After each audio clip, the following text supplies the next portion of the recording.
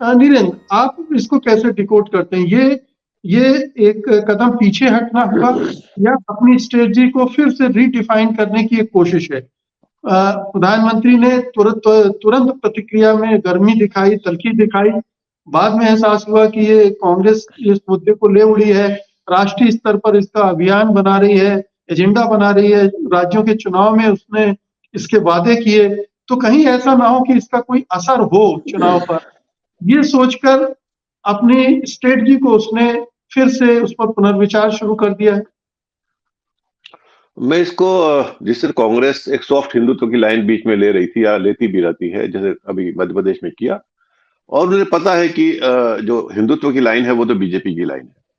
अब उसको काट करने के लिए जैसे अरविंद केजरीवाल ने किया, हनुमान के नाम पे जय बजरंग बली और ये सब किया, उस तरह से मुझे लगता है कि कांग्रेस ने किया उसी तरह से, क्योंकि कास्ट जो पॉलिटिक्स है वो निश्चित मंडल पार्टियों की है।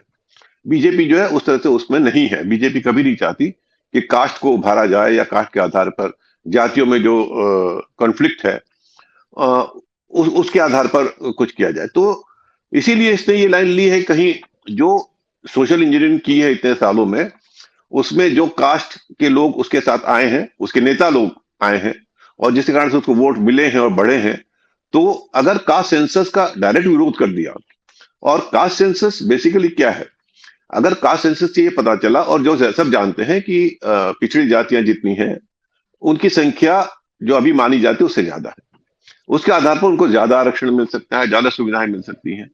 तो ये जो आर्थिक फायदे हैं जो उन पिछड़ी जातियों को मिलेंगे, तो अगर पिछड़ी जातियों को लगे कि एक कास्ट सेंसस आएगा जिससे हमें जो फायदे मिल रहे हैं, हमारा जो आरक्षण है वो बढ़ेगा, तो निश्चित रूप से वो चाहेंगे कास्ट सेंसस हो। और आप अगर उसको विरोध कर रहे हैं तो ये स्पष्ट हो जाएगा कि आप नहीं चाहते कि पिछड़ी जातियों को जो फायदा मिलने वाला वो मिले। तो उन जातियों को, जो समझदार लोग हैं या जो इस तरह से अगर बताया जाए, तो निश्चित रूप से बीजेपी को नुकसान होगा।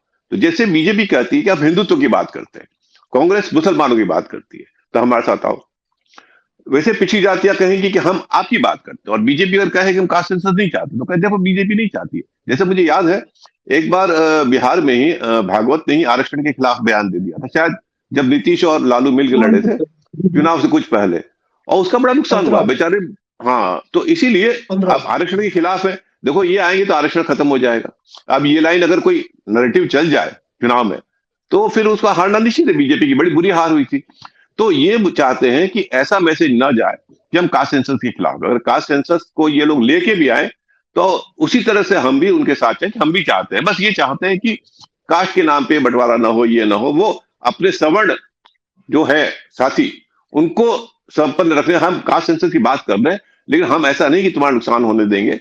एक उस तरह से पहले की तरह मंडल जैसे आया था उस समय जो स्थिति थी वैसी नहीं होगी।